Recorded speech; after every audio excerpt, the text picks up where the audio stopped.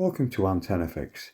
Today we're over in Blackburn on the outskirts of Padiham installing Starlink Generation 3 for a property that has only got 5 gigabits on a 4G SIM router.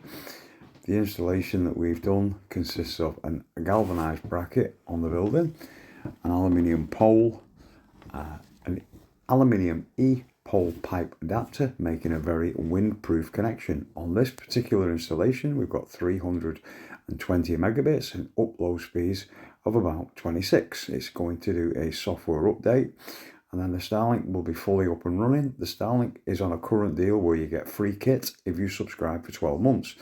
We did one next door. The old one is a Generation 2 and that's still giving really fast signals but not quite as quick as the Generation 3. That is Wi-Fi 5. The new one is Wi-Fi 6.